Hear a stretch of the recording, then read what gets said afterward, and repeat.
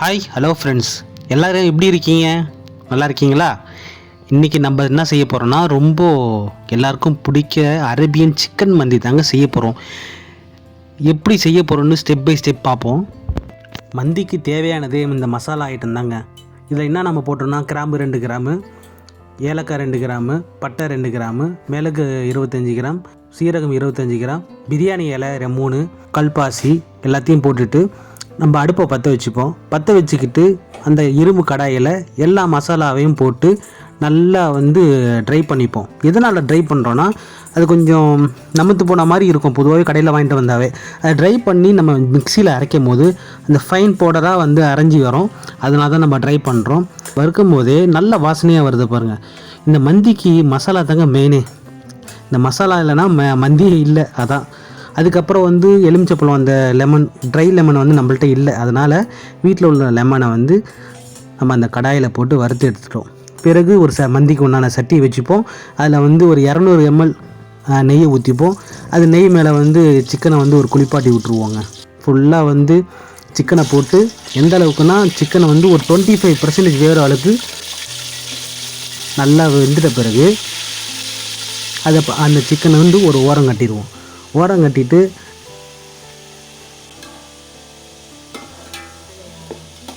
நம்ம கட் பண்ணி வச்சுருந்த வெங்காயத்தை நம்ம அதை நெய்யில் போட்டுருவோங்க.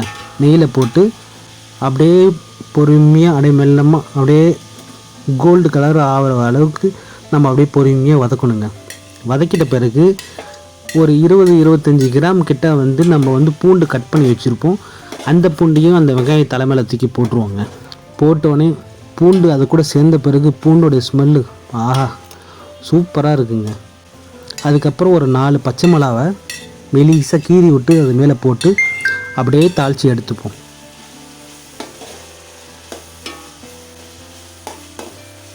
அப்படியே மசாலாவை கிண்ட நல்லா வாசனையாக இருக்குது. அதுக்கப்புறம் நம்ம அந்த மந்தி மசாலா நம்ம ஃப்ரை பண்ணோம்ல, அதை அரைச்சி ஒரு ஜாரில் வச்சுருக்கேன். அதில் ஒரு பாதி மசாலாவை நம்ம இதில் போட வேண்டியதுதான். பாதி மசாலா போட்டோம் போதுமானதுங்க. நல்ல வாசனைங்க. அந்த மசாலாவை போட்டு பிரட்டி இருக்க வேண்டியதான் நம்ம பொறுமையாக. இந்த மந்தி மசாலா தாங்க மந்திக்கு முக்கியம் மசாலா. அதுக்கப்புறம் அந்த ட்ரை லெமன் பதிலாக இந்த லெமனை போட்டாச்சு.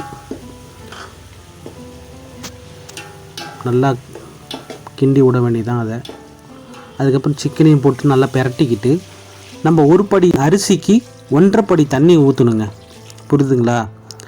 அப்போ தான் அரிசி பக்குவமாக வரும். அதுக்கப்புறம் தேவையான கல் உப்பு இப்போதைக்கு தண்ணிக்கு தகுந்த போல் கல் உப்பு போட்டுக்க வேண்டியதான். அதுக்கப்புறம் ஒரு 10 நிமிஷம் மூடியை போட்ட பிறகு உள்ளே ஃபுல்லாக வெந்துருவாப்பில். அந்த வெந்ததை எடுத்துட்டோன்னே அந்த ஃபஸ்ட்டு எண்ணெயில் 25% வெந்துச்சா, அதுக்கப்புறம் தண்ணியில் 25% வெந்துருச்சு.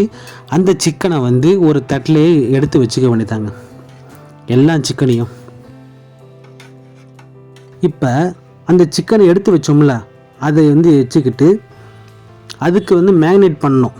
என்ன பண்ணணும்? தயிர், நம்ம மந்தி மசாலா, இஞ்சி பூண்டு விழுது, தேவையான உப்பு, பக்கத்தில் கொஞ்சம் நெய் போட்டு நல்லா போட்டு கரைச்சி விட்டுக்கிட்டு கொஞ்சம் மிளகாத்தூள், கொஞ்சம் சிக்கன் மசாலா போட்டு அது மேலே அந்த சிக்கனை ஃபுல்லாக கலரி விட்டுக்க வேண்டியதாங்க. அதுக்கப்புறம் ஒரு அடுப்பை பற்ற வச்சு ஒரு கடாயில் நெய் ஊற்றிப்போங்க.